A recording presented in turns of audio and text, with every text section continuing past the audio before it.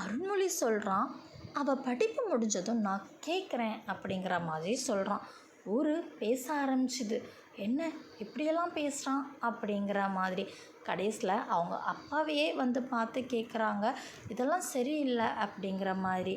அப்போ அருண்மொழியுடைய அப்பா தலைவரும் கேட்குறாரு, உங்கள்கிட்ட அவங்க தப்பாக நடந்தாங்கன்னு ஏதாவது சாட்சி இருக்கான்னு கேட்டதும் ஊரே வாயை மூடிடுச்சு. ஸ்கூலில் பள்ளியில் ஒரு பெரிய நிகழ்ச்சி நடக்குது. நிலா மேடையில் பேசுகிறா.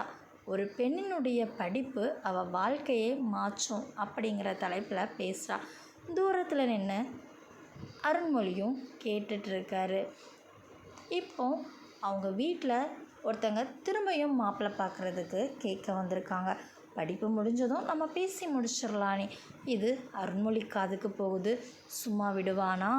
நான் தான் சொன்னேன்ல, உங்கள் பொண்ணு படிப்பு முடியட்டும் அப்படின்ட்டு, அதுக்கு என்ன உத்தரவாதம் அப்படிங்கிற மாதிரி அவங்க அப்பா கேட்குறாங்க. கேட்டதும் அவன் சொல்கிறான், நான் காத்திருக்கேன்ல, தள்ளி தானே நிற்கிறேன், அவள் பேர் கெடக்கூடாதுன்னு நினைக்கிறேன், ஏன் இது போதாதா அப்படிங்கிற மாதிரி கேட்குறான். இதை கேட்டதும் அவங்க அப்பா அப்படியே பார்த்துட்டே இருக்கிறாரு.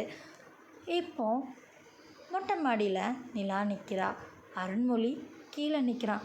தூரத்தில் தான் நிற்கிறாங்க, ஆனால் கேட்டுக்கிறாங்க, நீ சொர்ந்துட்டியா அப்படின்னு.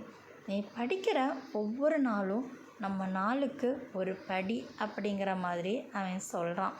சொல்லிவிட்டு கையை உயர்த்தி நம்பிக்கை அப்படின்னு அருண்மொழி சொல்கிறான். அவள் மார்பில் கை வச்சு உறுதி அப்படிங்கிற மாதிரி சொல்கிறா. காதல் இப்போ வெளிச்சத்தில் நிற்கிது. இந்த ஃபுல் ஸ்டோரி பார்க்கணும் அப்படின்னா நம்ம சேனலை விசிட் பண்ணி பாருங்கள்.